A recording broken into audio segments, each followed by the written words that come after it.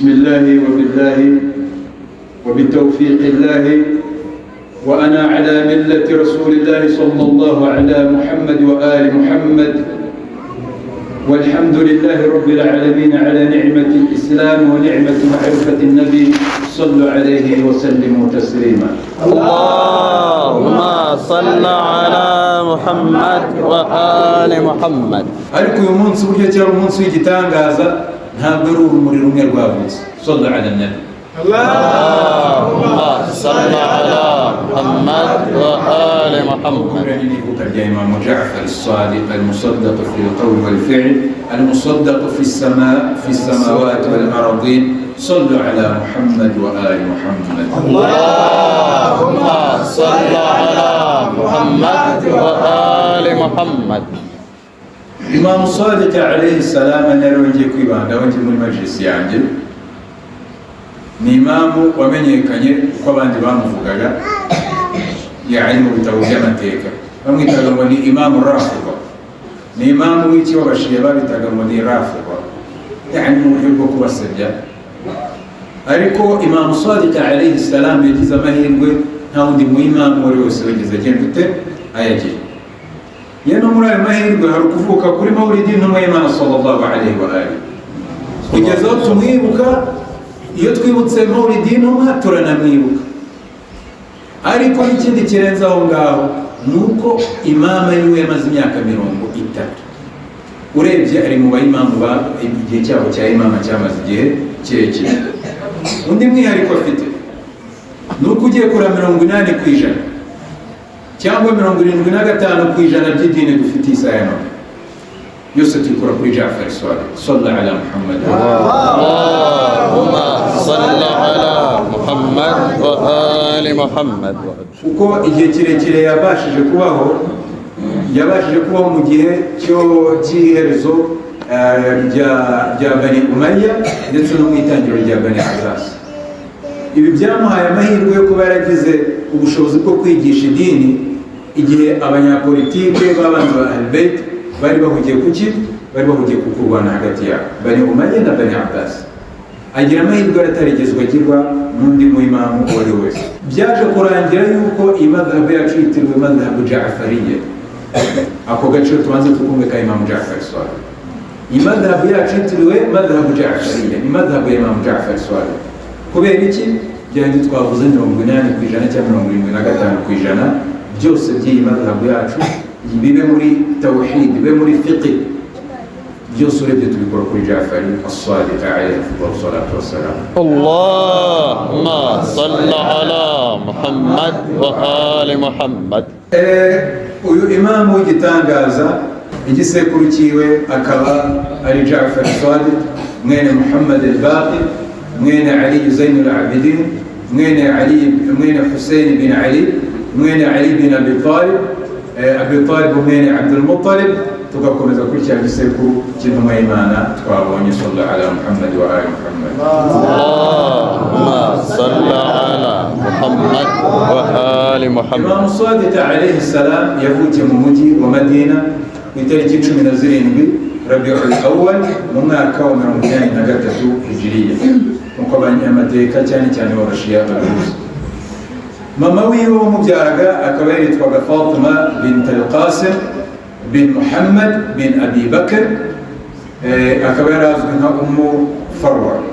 Abanyamateka bamwe bavuga yuko ndetse n'ikintu urebye gihuriweho n'abanyamateka benshi ntawe nzi ukivuguruza kugeza isaha ya none, ko mama wa Imam Sadiq alayhi salam yari Fatima mwene al-Qasim. Uyu Qasim akaba yari umuhungu wa Muhammad, uyu Muhammad akaba yari Muhammad mwene Abi Bakr. Abi Bakr yani khalifa wa kangahe wa mbere nyuma yo gutabaruka kw'intumwa y'Imana sallallahu alayhi wa alihi wasallam. Uyu Muhammad bin Abi Bakr nk'uko tubizi yari mu basahaba b'ikirenga ba Amir al-Mu'minin alayhi salam. Bamwe bagerageje gukoresha iki kintu baravuga ngo kuva Imam Sadiq alayhi salam mu gisekuru cyiwe ku ruhande rwa mama we harimo Abu Bakr, tugo bivuze yuko Abu Bakr ari umuntu w'igitangaza. Ariko ahangaha ntaho bihuriye, umuntu wese ufite ubwenge buzima ntabwo ashobora gutekereza ahangaha. kuba ukomoka mu muryango runaka wenda umubyeyi wawe atarumwemera ntibivuze yuko ibyo yari arimo tugomba kubisingiriza kubera yuko ari mu gisekuru cyawe. ari naho tubona Muhammad bin Abi Bakr yari umusahaba uri ku nzira igororotse, nyamara ise yarwanyije Amir al-Mu'minin alayhi afdalu salatu wassalam. Imam Sadiq alayhi salam yarazwiho ikintu kijyanye n'imico mbonera, zuhud, ibijyanye na zuhud, ibijyanye n'imico igomba kuranga umuntu w'imbonera muri sosiyete. Ariko nanone akaba yarazwi ikindi kintu, yarazwi yuko iyo murebaga ntabwo yari ameze nka sekuru Amir al-Mu'minin alayhi salam. Amir al-Mu'minin yari umuntu wahoraga muri zuhud, imyambarire yiwe yari ya myambaro imwe iciriritse ya nyuma ushobora gutekereza, imirire ye yari ya mirire ya nyuma umukene wa nyuma ashobora kugenza ute ashobora kubona. Ibi nabyo bifite impamvu. Muri hadithi zimwe bigaragara yuko ngo imamu igihe afite ubutegetsi agomba kwitwara igikene ku rwego rwose rushoboka, kugira ngo umukire nazajya mureba ko iburi yiwe igabanuka, avuga ati uyu ni umutegetsi wa dawula cyangwa ubutegetsi w'igihugu, ariko n'ibyo byose ari kwitwara gutyo ntabwo yitaye ku by'isi kabone n'ubwo bifite, bitume umukire ageza ute aca bugufi. ngo none ngo umukene nawe namureba bituma atagira icyo bita atama, atagira umururumba, atagira kumva yuko yifuza bya bindi abakire bafite biba byamugwisha mu nzira itari yo. Rero bituma habaho balance hagati y'abakire n'iki n'abakene. Iyi ni impamvu. Yewe muri hadithi zimwe bigaragara yuko sahibul asr wa zaman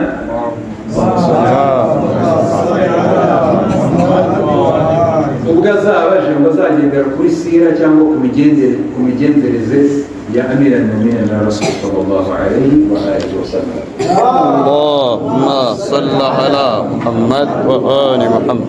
Muri kiso imwe itugaragariza zuhudi yiwe salawatullahi alayhi ni igihe kimwe mu gitabo bita Mir'at al-Uqul cya Abu Sha'bat al-Harrani, aho agira ati muri hadithi imwe atugaragariza igihe kimwe Imam Sadiq alayhi salam yari ari kumwe na bamwe mu bamenyi b'amazhabu zitandukanye z'abayisilamu, nuko haza abasufi.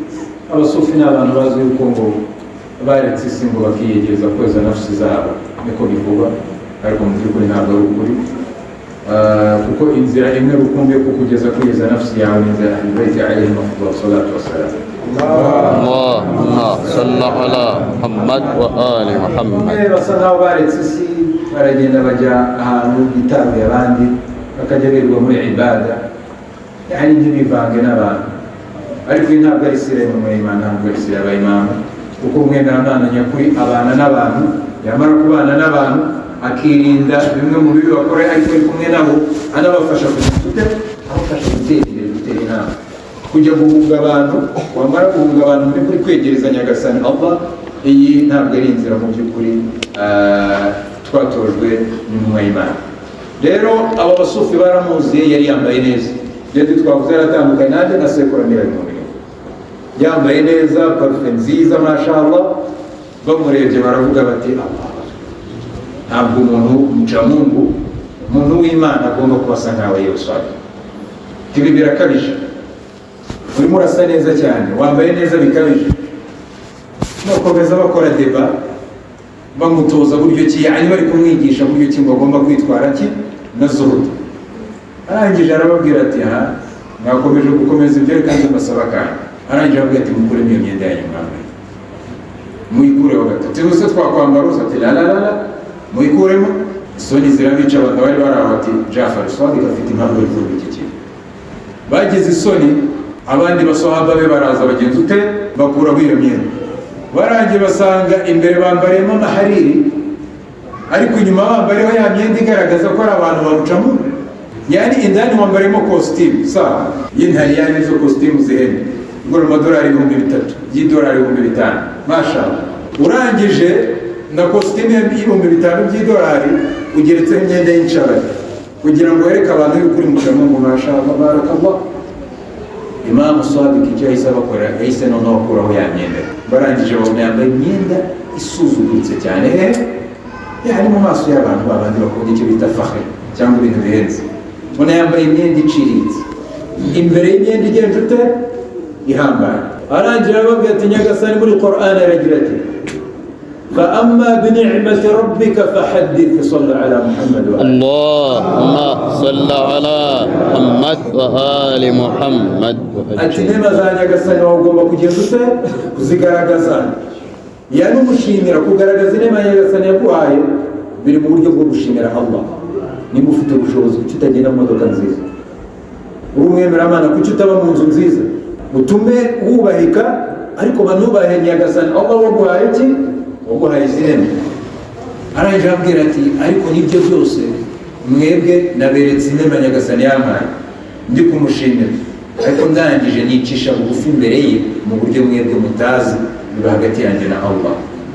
Numva yuko nibyo yampaye byose, ariko ndi umuntu uciriritse ndetse n'ikiremwa kiri hasi imbere ye. Sallu ala Muhammad wa alihi. Allahumma salli ala Muhammad wa ali Muhammad. Naho mu bijyanye n'ubumenyi bwe, abanyamateka ndetse n'abamenyi mu bya hadithi, yaba mu bashiya yaba ndetse mu basuni ndetse n'izindi madhahibu zitandukanye, bagiye bakira amahadithi agaragaza yuko Imam Sadiq yajyaga yicara hagati y'abamwemera n'abatamwemera, n'abamwemera abashiya, abatamwemera cyangwa se bamwemera mu buryo budakwiye, aribo harimo abavandimwe duhuje qibla benshi. Bajyaga bicaramo bakamubaza ibijyanye na halal ndetse na haram, ndetse n'ibijyanye na tawili cyangwa interpretation, ibisobanuro bya Quran, ndetse n'ubugenge n'ubuhanga buri mu nyandiko ya Quran, ngo ntihagire n'umwe umubaza asohoka atanyuzwe n'igisubizo yamuhaye. Iyi nayo muri fadhila za Imam Sadiq alayhi salam.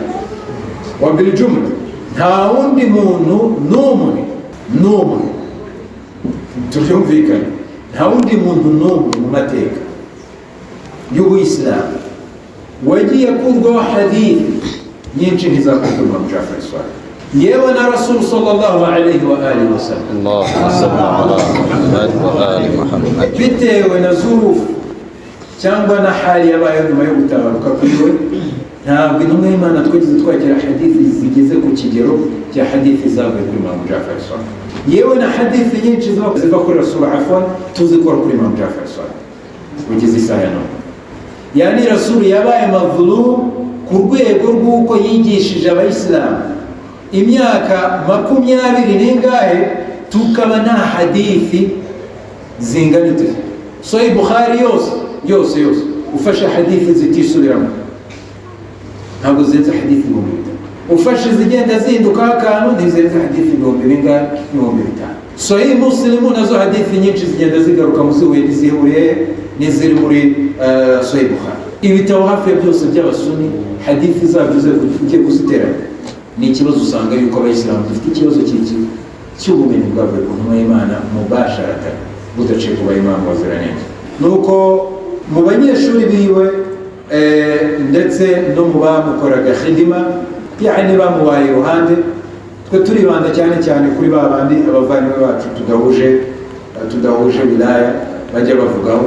Muri abo harimo Abu Hanifa, hakabamo na Imam Malik cyangwa bita Malik bin Anas, ariwe muyobozi wa madhabu y'abamalikiya. Uyu Abu Hanifa nawe akaba ari washinze madhabu y'abahanafi.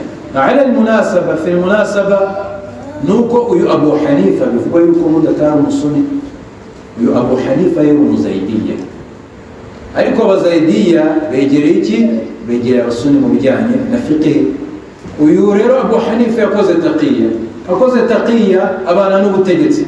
Amaze kubana n'ubutegetsi nyuma yo gutabaruka kwe, kubera yuko imyemerere y'abazaidiya guhura n'iy'abasuni byarangiye abaye imamu w'abasuni. N'isa ya none niyo mpamvu abazaidiya bakimufata nka imamu wabo. Fiqh y'abazaidiya, abasharita abazaidiya bagenda kuri fiqh yande ya Abu Hanifa, akaba yari umwe mu banyeshuri ba Imam Sadiq nk'uko bivugwa n'abanyamateka b'abasuni. Ntayo mvugo dufite nk'abashekwe yuko Abu Hanifa yabaye umunyeshuri wa Imam Sadiq, nayo imvugo iva ahantu hamwe honyine, ni mu bitabo by'iki by'abavandimwe b'abasuni. Ikindi ni uko uyu Abu Hanifa yagiye ahura na Imam Sadiq alayhi salam inshuro nyinshi, ndetse akaba yarahamije ubuhanga n'ubumenyi bwa Imam Ja'far الصادق. rimwe uwo bitaga Mansur ad-Dawaniqi. Mansur ad-Dawaniqi yari khalifa wa Abbasiyin wa Bani Abbas. Yaje rimwe atuma kuri Abu Hanifa aramubwira ati mu by'ukuri abantu bagize ibigeragezo babikuye kuri Imam Sadiq, mufutinu bi Imam Sadiq bi Jafar Sadiq, yani kumva ngo batewe ibigeragezo na Imam Sadiq, ubwayo ni imvugo y'agasuzuguro. Ngo none ndagira ngo ugende umumbariza ibibazo by'ibikonyozi kwa ngo tujye tubyita ku buryo atari bubashe kubisuzuma usabye imbere y'abantu. Abu Hanifa kuva yari umunyeshuri wa Imam Sadiq nivuze yuko yari iki, yari umukunzi wa Imam Sadiq, yagiye agiye gutesha umutwe Imam Sadiq alayhi salam.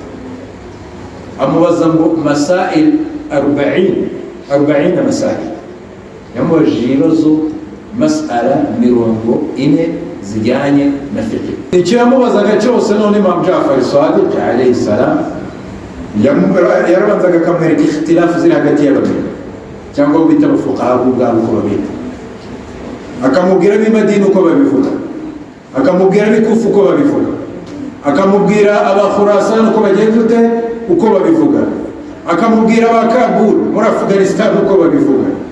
Yamara kumubwira ikhtilafu zose akamubwira ati ariko ukuri n'uko.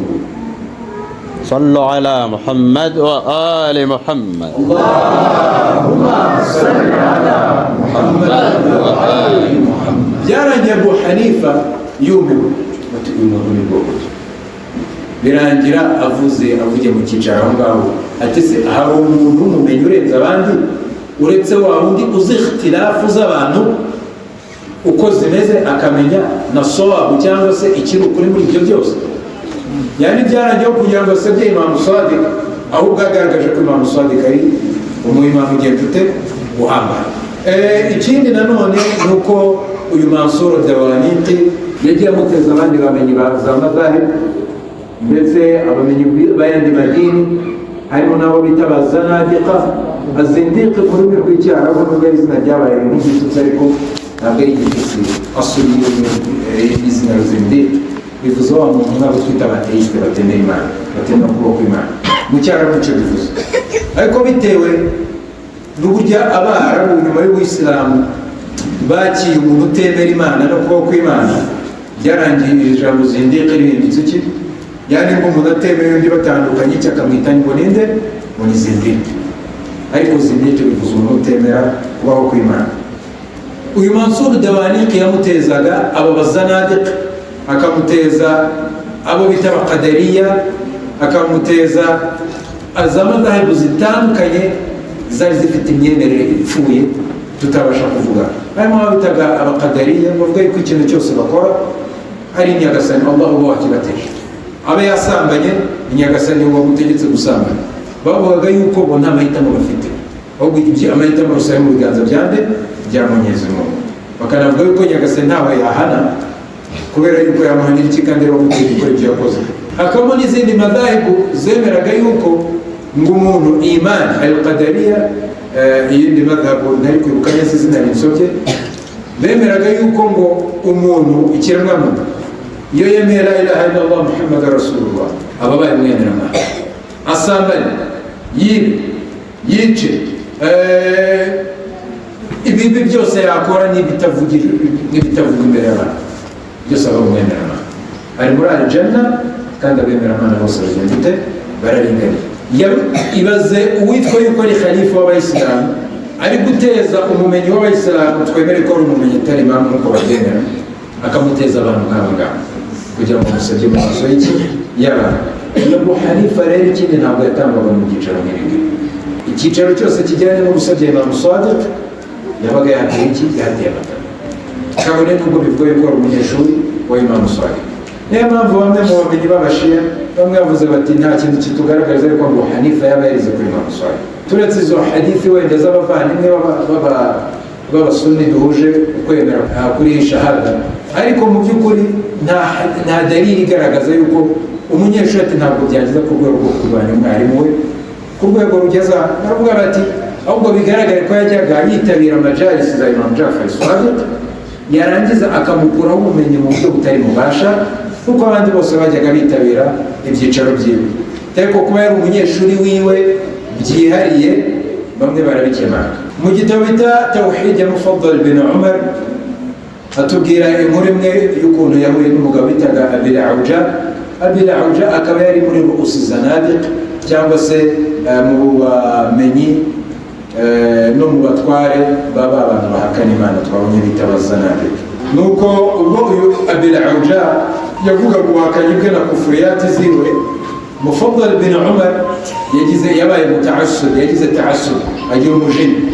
Amubwira ati ya aduwallah alhatta fi dinillah, ti wa mwanzi wa Nyagasani urimo urakana ibimenyetso bya Nyagasani Allah, uhakana idini ya Nyagasani Allah.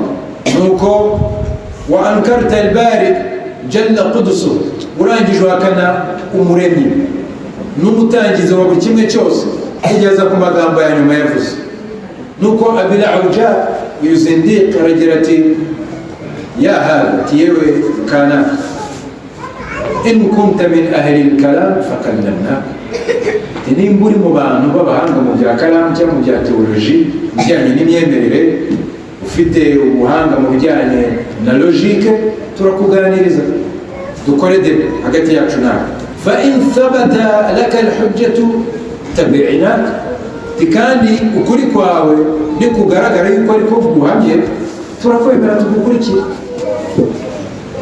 Wa in lam takun minhum fala kalaman lak, nimba utari mu bantu b'abahanga mu bya teoloji, mu bijyanye n'imyemerere, mu bijyanye na dalili zinyuze ubwenge, kandi ukaba utari hehe ukaba utari muri abo ngabo tumaze kuvuga, nta jambo ukwiye kuvuga aha ngaha, ushatse wakwigira.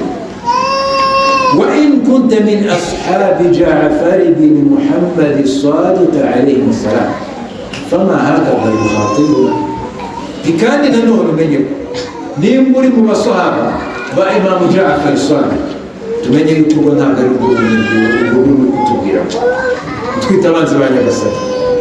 Urabyumva sharafu n'icyubahiro Imamu Ja'far as-Sadiq yarafite, kugeza naho n'abandi bahakana ko Imana ibaho bagiragamo ikintu cyo kumva sallallahu alaihi wa Allahumma salli ala Muhammad wa ali Muhammad. Muri basaba Imam Ja'far as-Sadiq, tubwire nuko umutware wawe agenza ute, tubwire n'ikinyabupfura utadutuka, tubwire n'ikinyabupfura utagenza ute, utadutuka. Isomo rya mbere dukora nanga ud'u ila sabili rabbika bilhikma walmaw'izati alhasana, amagira ku nzira ya Nyagasani wawe ukoresheje alhikma, ubugenge, walmaw'izati alhasana, ndetse n'imvugo igenda ute yoroshye, n'ururimi rworoshye. Ntabwo ari kujya kubwira umuntu muhamagara inzira ya Allah ugenda umukanga, umwita ngo ni umukafiri, umwita ngo ni igiki, umwita ngo uvuga ngo khalifa we fulani, umushyire bitutsi nk'iki umulani. Ntabwo yari inzira Ahlul Bayt alayhi salam. Laysa kullu ma yu'rafu yuqal, ko ntabwo ari kimwe cyose kigenza ute kivugwa. Walaysa kullu ma yuqal qad hana waqtu, ngo nta nubwo ari buri kimwe cyose kivugwa haba hageze igihe cyo kugenza ute cyo kukivuga. Walaysa kullu ma qad hana waqtu qad hadara ahluhu, ngo nta nubwo ari buri kimwe cyose ari igihe cyo kukivuga ariko ba nyiri kukibwirwa bagenza ute bahari babonetse. Igihe ugiye kuvuga ikintu ureba ibintu bitatu, ese iki kintu nubwo ari ikintu cy'ukuri ni cyo kuvuga, step ya mbere. Step ya kabiri, nubwo ari cyo kuvuga wenda ari ikintu cyo kuvuga, ni igihe cyo kukivuga, cyangwa nategereza igihe cya nyacyo cyo kugenza ute cyo kukivuga. Ibi bibiri numara kubona byuzuye, ni ikintu cyo kuvugwa, ni igihe cyo kukivuga, lakini urakibwira nde? Uwukibwira ari tayari yo kucyumva. Iyi hadithi dukora kwa Amir al-Mu'minin Ali bin Abi Talib. Iyi hikma rero tuyibona muri da'wa ya Imam Ja'far as-Sadiq. Ibn Abil Auja yakomeje agira ati wala bimithli dinika wala bimithli dalilika yujadiluni, ntabwo dalili nk'iyo yawe kugita umwanzi wa Allah ariyo dalili imamu wawe azagenda ute aganiriza akoresheje. walaqad sami'a min kalami akthar mimma sami'ta, ati mu by'ukuri imamu wawe Ja'far as-Sadiq yumvise amagambo mabi cyane arenze ayo wowe ubwawe wumvise, yumvise amagambo mabi y'agasuzuguro arenze ayo wowe wagiye ufite wumvise. Fama afhasha fi khitabina, yigeze atubwira nabi n'amagambo mabi, amagambo y'urukozasoni cyangwa amagambo adafite to nziza. fi khitabina, ntabwo yigeze atubwira amagambo. Wala ta'adda fi jawabi, nta nubwo yigeze arengera atubwire nabi n'uburakari n'iki mu bisubizo yagiye arakomeza. Wa innahu al-halim ar-razil sallallahu alayhi wa sallam. Allahumma salli ala Muhammad wa ali Muhammad. Umunyamutima utuje ukeye, al-razil, al-waqur, yani umunyagikundiro. Sinzi uburyo twavuga ijambo al-waqur.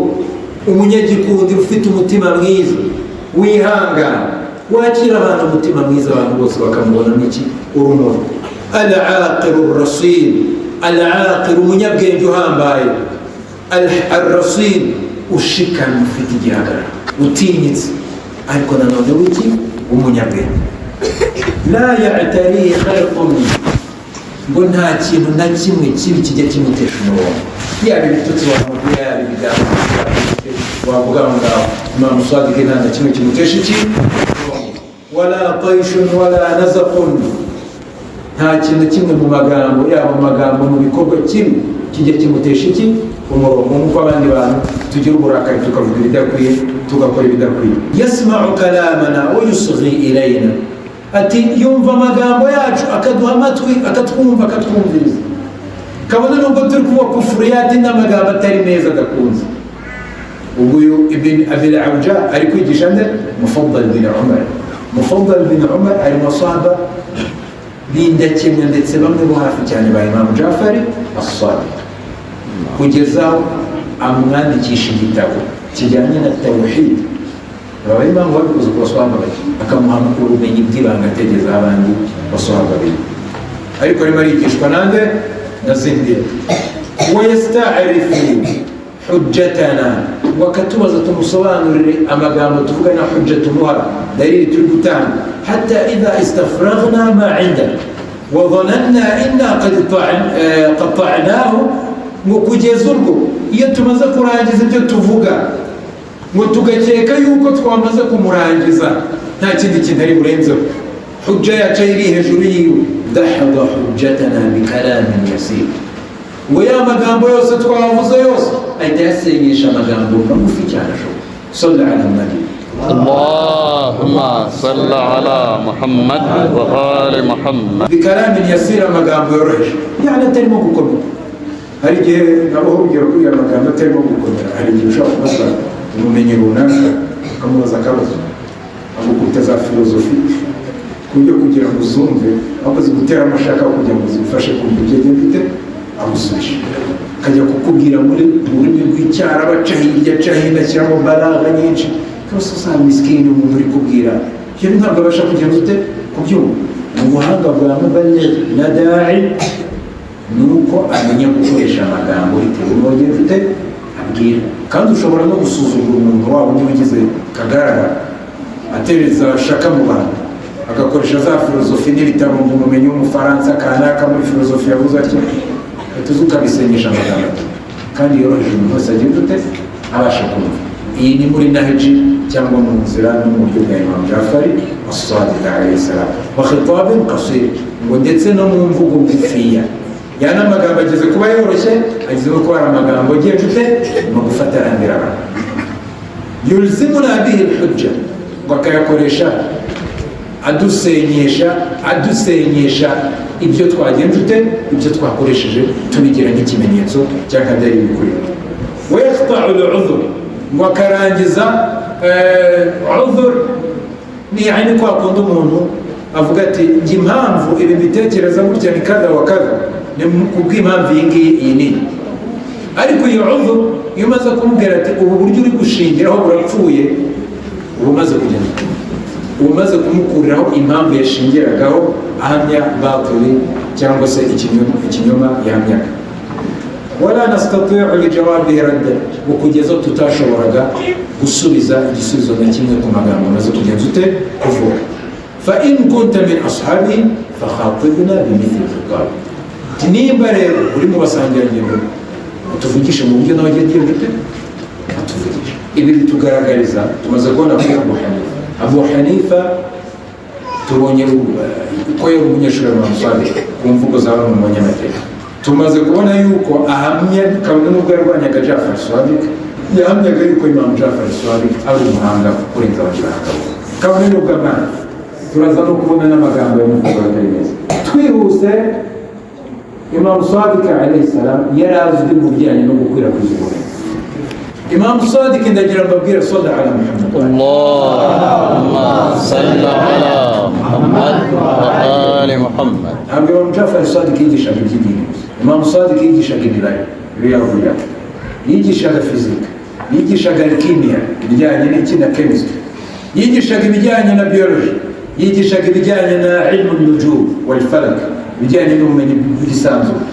Aha hose yagize abamenyi bahambaye, ndagira mbabizi ukuri ko ibintu bijyanye na scholarship cyangwa ubumenyi byateye imbere mu gihe cy'ubutegetsi bwa Bani Abbas, ariko abenshi usanga bagiye babikomerezwaho, baragendaga bakajya kwiga kwa Jafar Sadiq, bamara kuvayo bakajya kuvuga yuko bavumbuye, ariko ubumenyi bwose babukuye kwa nde?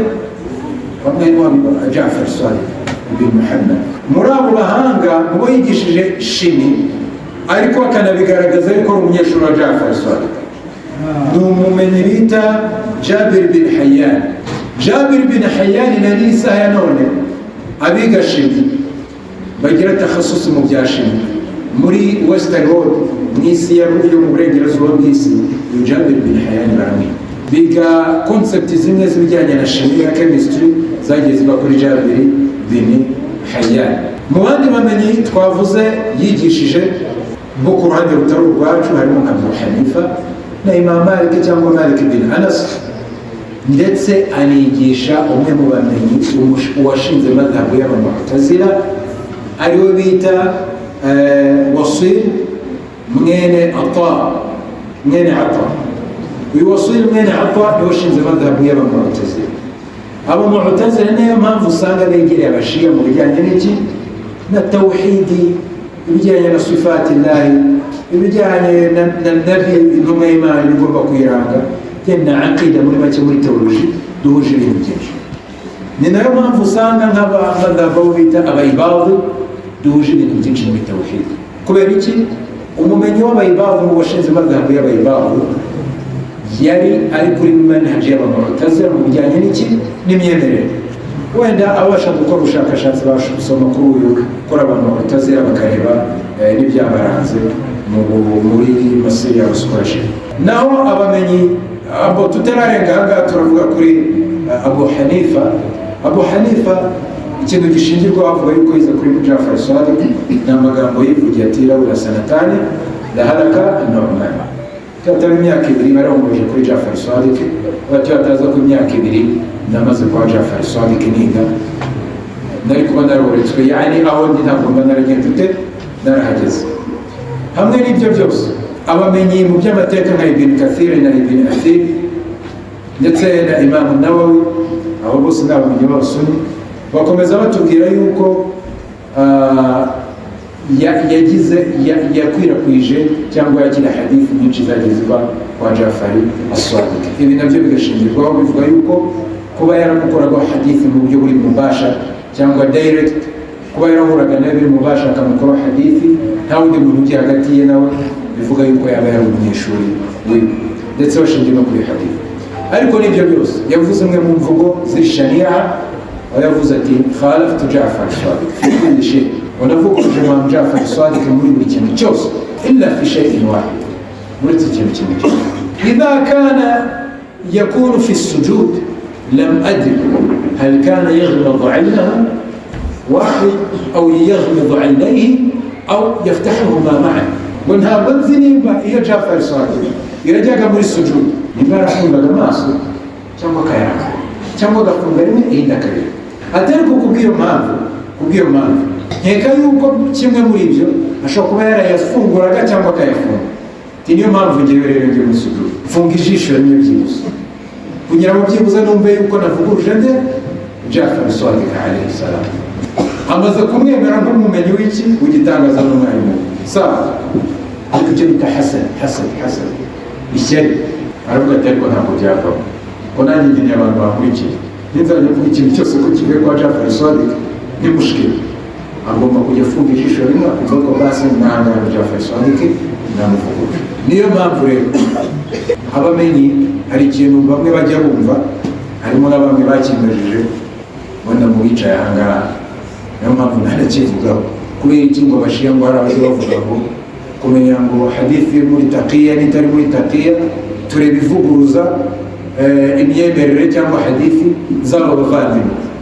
z'abavandimwe duhuje kibura abavandimwe ko n'abavandimwe babaye sibyo. Ariko kubera iki tubavuguruza muri iki kintu tukavuguruza ibyo bizera igihe hadithi ebyiri zacu zigongana, ni impamvu ya Abu Hanifa n'abasanana. Muawiya ubwe yajyaga ashyiraho abantu ati aho musanga Amir al-Mu'minin yavuze iki mujye muhita mukorokoza mukora ikinyuranyo cyabyo muvuga ikinyuranyo cyabyo, hadithi bazihimba mu buryo. Imamu wabo Abu Hanifa wubashye nawe yakoze ibi ngibi, bigaragaza yuko barwanyije Ahlul Bayt ku rwego rugenze ute ruri maftuh ruri wazi, kugira tuzamenye ibintu rero abayimamu bacu babatinyaga bakavuga ibyo bituma bishima, bavugaga ibihuye n'ibyabo, ngo tugomba kubimenya dushyize ku munzani wo kureba ibinyuranye n'ibyo bagenda ute n'ibyo bemera. naho ubundi nta rundi rwango, ntabwo ari urwango, si ukubasuzugura, nta yindi mpamvu. Naho mu banyeshuri ba Jafar Sadiq bari abashiya b'ibikomerezwa, harimo uwo bita Abani bin Taghlib radiyallahu anhu wa arda, harimo Zurara bin A'in radiyallahu anhu wa arda, harimo Humran bin A'in. في المناسبة حمران نزرارة بارا بفاندي محمد بن مسلم رضي الله عنه، وبريد بن معاوية العجلي نتنا هشام بن حكم. umwe muri aba bamenyi yakwandikaho igitabo. Abantu b'amaraje twakwita b'amaraje idini babanje mu gihe cy'abayimana, uyu cyane Zurara na Muhammad bin Muslim na Muawiya na Burayd bin Muawiya al-Ijli bari mu bantu bane Imam Sadiq alayhi salam yavuze ngo iyo hataba arba'a rahatin, iyo hataba abagabo bikomerezwa bane la da'a fiqhi abi, ngo fiqhi ya papa wanjye yazimye.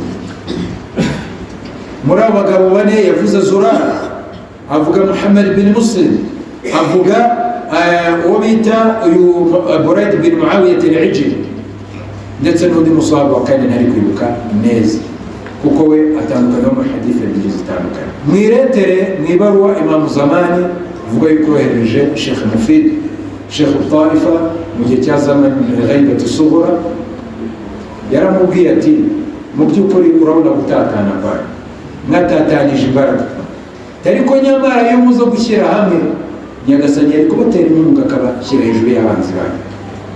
Amubwira ati iyo muba ku nzira y'abakurambere banyu beza y'abasalafu salih, Imam Sahibu Zamani yakoresheje iri jambo, iyo muza kuba ku nzira y'abasalafu salih, abasalafu salih arangije arabavuga Muhammad bin Muslim, Zurara bin A'in wa Burayd bin Muawiya al-Ijli, ngo ntabwo ibyo bibazo bifite mu bamugende kuba imamu yarise bano bagabo abasalafu salih, yani babakurambere dufataho urugero beza bari ku nzira igororotse, bigaragaza agaciro yewe na imamu ubwabo yagiye yabahaye, yaba kuri kuva kuri Jafar Sadiq cyangwa kuva kuri Imam Zamani alayhi afdhalu salatu wassalam. اللهم صل على محمد وآل محمد.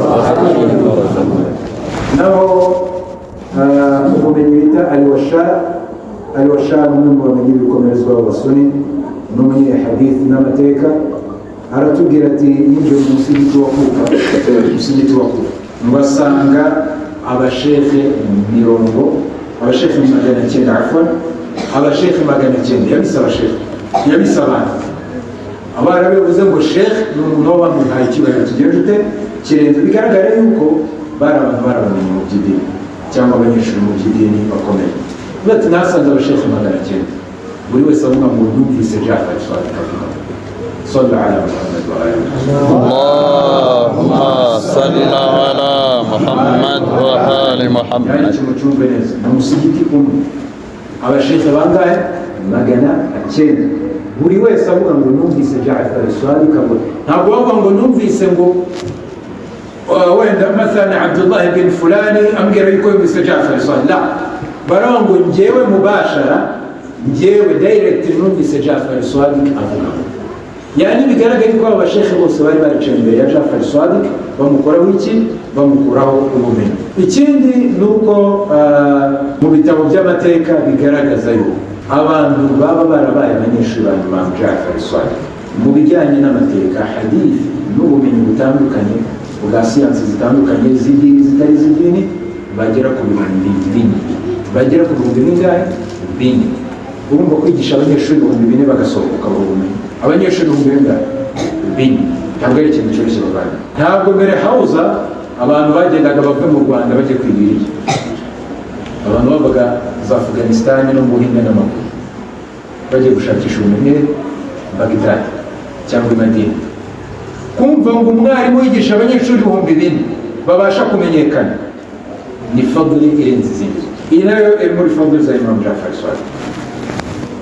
Nabo bamenye bamusingije bakamuvuga neza kabone n'ubwo batari mu mashuri yiwe.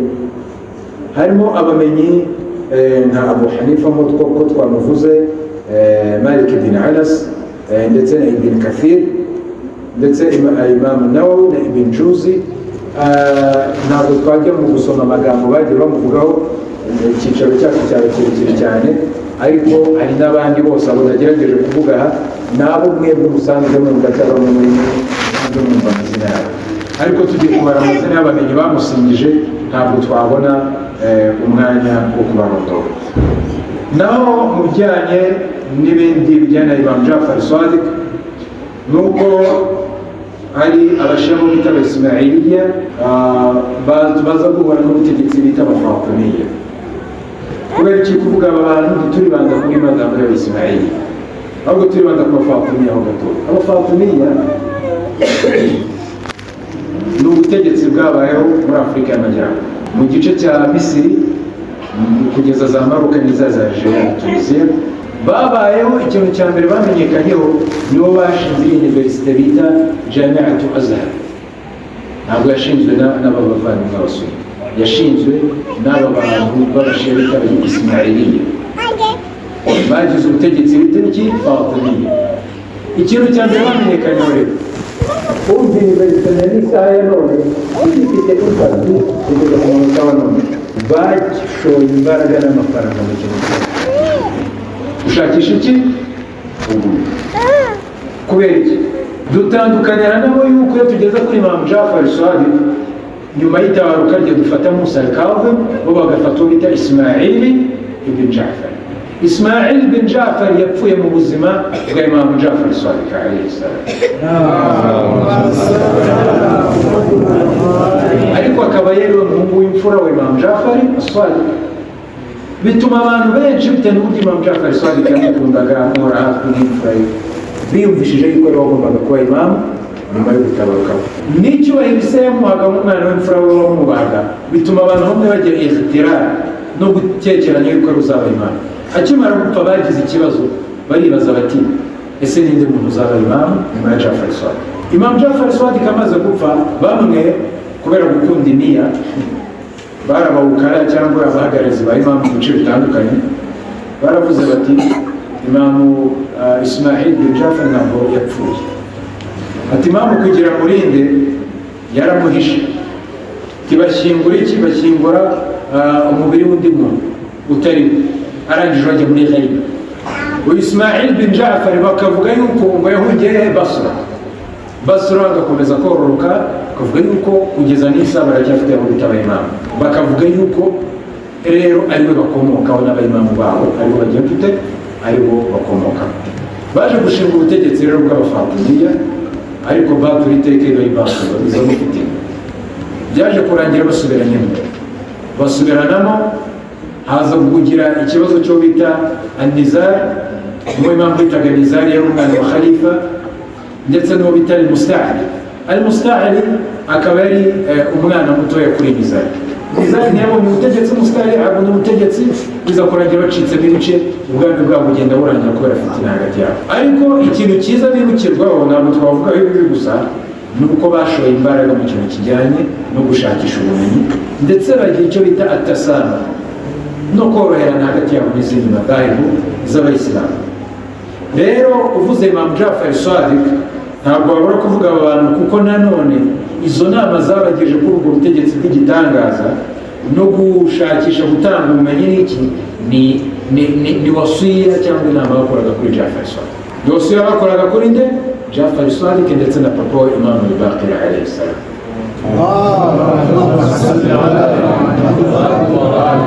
Bilmunasaba bamwe muri abo ba Ismailiya bariho uyu munsi wo bita ababohora bafite umurage bakuye kuri Jafar Sadiq bose bamanika mu nzu ye. Bamanika mu ki? Mu nzu. No kuba ari abacuruzi bahambaye b'icyitegererezo ni umurage bakora kuri Imam Jafar Sadiq. Intego yabo ya mbere nta mubohora mwene bagomba kugira bagira gahunda yo gutanga ibiryo wese agafata akabasiketi k'ibiryo akajya kugatanga muri ubuyobozi bwa kominote bakagenda babitanga hehe hahandi muri ba bakene batabona ibyo kurya dute ibyo kurya. Abashaka gukurikira bari mpamvu 12 twebwe twagafasha urwo rugero mbere na mbere aho kugira ngo turutange n'abatari twebwe.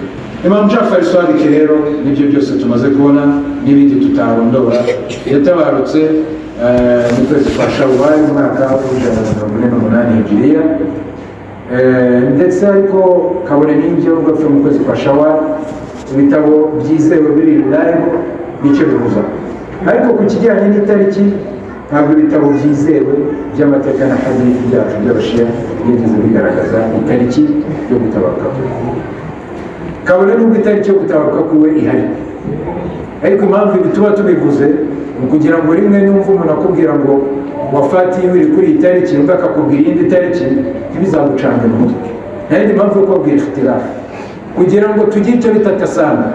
Ntabwo heze nguni cyane cyane mu bintu by'iki by'amateka, cyane cyane ibintu bitahuriweho n'abamenyi mu bitabo byabo byizewe kurusha ibindi. Kabone n'ubwo mu bindi bitabo by'amateka n'ibya hadithi bigaragara ko yaba yaratabarutse ku itariki 25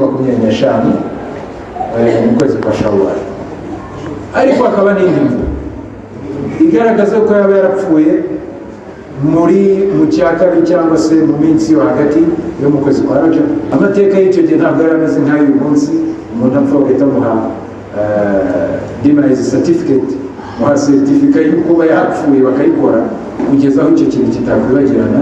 Byajyaga biza n'ibibazo cyane cyane bitewe na vurufu cyangwa kondisiyo wapfuye yapfiriyemo. Uyu ni Jafar Sadiq mu ncamake. Ikintu cya mbere dukuyemo ni uko yari umuhanga kandi wakwirakwije iki ubumenyi, ndetse akemerwa n'abamukunda b'abashia ndetse n'abamwanga n'abatagejute n'abatamubona neza. Tubona yuko kandi yigishije siyansi zitandukanye, ziba iz'idini zibe na za z'ikizungu, ariko buriya nazo ni iz'idini babanye. Mu Isilamu ntabwo bivuze yuko matematike atari y'Abayisilamu. Muri hadithi zimwe tubona yuko imibare umuntu wa mbere wayigishije akigisha imibare mu buryo buri professionnel ni Nabiyu Idrisa alayhi salatu wassalam.